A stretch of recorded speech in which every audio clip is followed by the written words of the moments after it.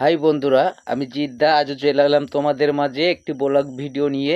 আজকের বিষয়বস্তু হলো জাস্ট তুমি একটা পোস্ট করলা, সেটা ভিডিও হোক আর শুভ সকাল হোক, শুভ দুপুর হোক বা একটা ছবি হোক, সেইটাতে আমি কমেন্ট করে আসলাম, একটা অসাধারণ দারুণ যাই হোক একটা কমেন্ট করে আসলাম। সেই কমেন্টে রিপ্লে তুমি দিয়ে দিচ্ছ যে ধন্যবাদ দাদা ভাই, অসংখ্য ধন্যবাদ দাদা ভাই। অথচ আমি যে পোস্টটা করছি সেই পোস্টটা কিন্তু তুমি একবারও ফিরে তাকিয়ে দেখছো না। কমেন্ট তো দূরের কথা, লাইক পর্যন্ত করছো না। সামনে আসলে ঠেলে তুলে দিচ্ছ, 3-4 সেকেন্ড দেখারও তোমার সময় নেই। ওই 3-4 সেকেন্ড, 5 সেকেন্ড, 7 সেকেন্ড দেখলে যে আমার ভিডিওটা ভিউ পায়, এইটা তোমার মালুমে নাই। অথচ তোমাকে কমেন্ট করার সঙ্গে সঙ্গে রিপ্লে ধন্যবাদ দিয়ে দিচ্ছ। আহারে কি সুন্দর বন্ধু তুমি আমার, তাই না?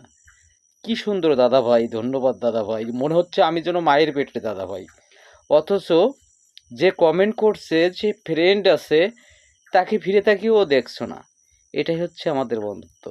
কিন্তু এরকমটা করলে গণমাধ্যমে থাকা যায় না রে।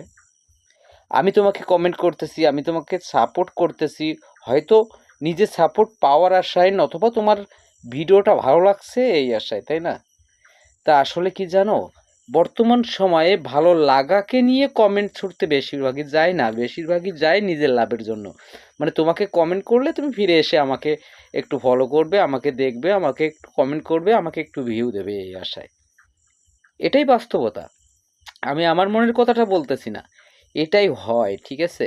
আমি ইতিপূর্বে একটা ভিডিওতে আমি বলছিলাম যে ভিডিও কেমন হলো এটা বড় সাবজেক্ট না। যদি কোথাও ত্রুটি থাকে, ভালো না লাগে, তো ভালো লাগেনি, এখানে ত্রুটি আছে, এরকম কমেন্ট করলে না সে রেগে যায়।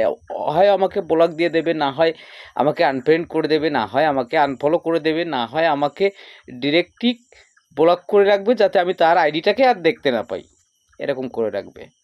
ভালো হোক আর মন্দ হোক, তুমি বলো অসাধারণ, ঠিক আছে? এটা বললে সে খুশি।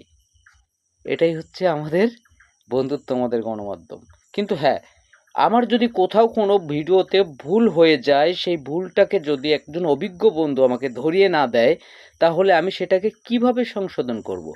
এই জিনিসটা অনেকেই বোঝে না। কিন্তু বন্ধুরা, আমি জিদ্দা বলতেছি, আমার যদি কোথাও ত্রুটি থাকে আর আমার সেই ত্রুটিটাকে কেউ যদি বুঝে থাকো, তো রিটার্ন আমাকে এটা বলবে প্লিজ। তার কারণ আমি শুধরাতে চাই, আমি সংশোধন হতে চাই, ঠিক আছে? সবার জন্য অনেক অনেক শুভকামনা। আবারও পরবর্তী ভিডিওতে আসবে, ব্লগ ভিডিওতে জিদ্দা।